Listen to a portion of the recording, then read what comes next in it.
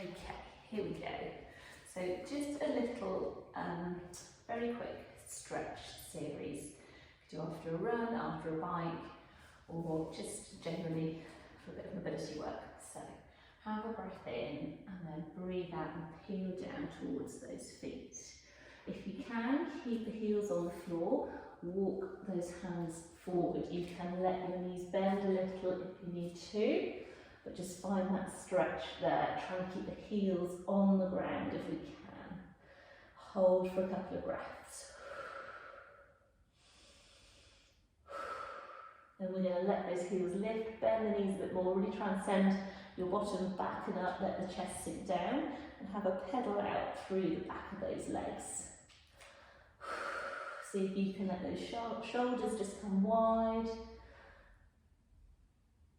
as they come away from the ears. Let's have a little pedal out there. Then we're going to hold. We're going to see if we can take one leg back and up, gently down, same on the side. And see if you can keep those hips nice and level so you're not letting the hip roll open.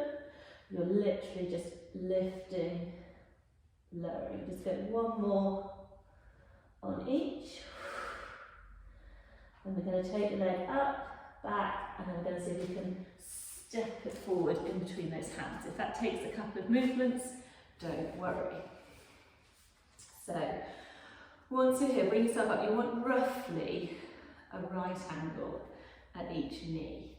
You need to find the lift through the tummy, drop the tailbone down towards the floor, and the seat bone on that leg that's forward, try and sink that down towards the ground so you level the pelvis as best you can. You might already feel a bit stretched down the front of that thigh. We're going to take the hand on the same side, take that up towards the ceiling. We're going to breathe out to reach up and over. Breathe in just to come back to centre. And turn square onto the camera. We've lifted the tummy, dropped the tailbone, sunk down through that seat bone, and then we're lifting up, reaching up, getting a nice big stretch all the way up through here. Now, if that is not so comfy on the side of your back, which is getting slightly compressed, don't think about coming over so much. Think about just reaching up.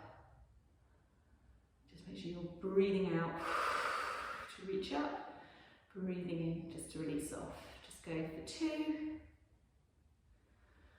and 1. And we're just going to swap those feet over.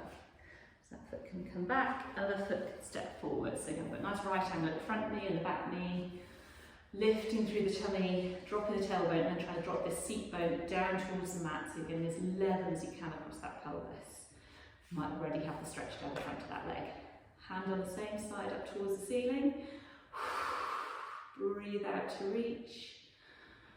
Breathe in to release off. So really important that you keep that lift through the tummy. Don't let the back extend. We want all that stretch coming down through the front of the hip and into the front of that thigh. So I can feel the stretch comes all the way up here for me. Just go for 2 and 1. Now from that position, we're going to drop back into hamstring stretch. I'm just going to turn back around. So we're just going to see if we can carefully come all the way back so that you're sat on that one heel, other leg out in front. That might well be enough of a stretch. You might just want to pop your hands behind you, help yourself sit up nice and tall. If you want to make it stronger, bring yourself forward a little. Just breathe into that stretch. You might want to point the toes, flex the ankle a little bit on there. So this is more of a sort of cool down series. If you wanted sort of more of a dynamic warm-up, we'd be doing sort of active stretching. But this is just a really nice way to cool down after a run, after a bike. Get a little bit of stretch into those muscles gently. Okay, bring yourself back up and just switch those legs over. So again, use your arm for support. If you are quite tight, just to make sure you look after yourself, maybe just using those hands behind you to sit up nice and tall, or if you can comfortably fold forward a little. Stretch through the back of the leg, just breathing into it. You could point the toes, pull them back towards you just to vary that stretch a little. That is encouraging the nerve at the back of the leg to slide and glide. So if that gives you any nasty kind of symptoms, pins and needles, sharp pain, I think don't do that. It's not to say it's the wrong thing to do, but without sort of further investigation, it's safer to stay away from it. Okay, bring yourself back up. Bring that leg back underneath, and you're going to let the bottom come back to your heels. Try and open up through the front of those hips. So again, try and tuck the tailbone, keep the tummy lifted, lift out those shoulders, roll the shoulders back. Some bendy people might be able to come down onto their elbows. I am not one of those people. So just breathing into that. You should do a nice big stretch down the front of those thighs, maybe a little bit into the front of the hips as well. Couple of breaths.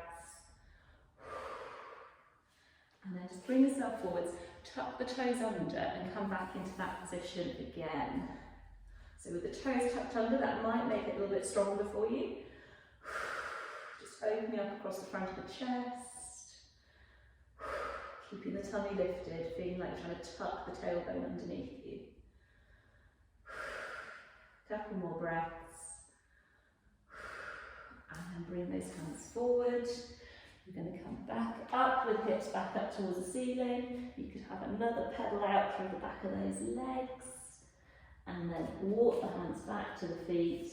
When you're ready, breathe out, drop the tailbone and unroll all the way up. And you're back to the beginning. And if you wanted to, you could just go through that with a series again. Okay, there we go.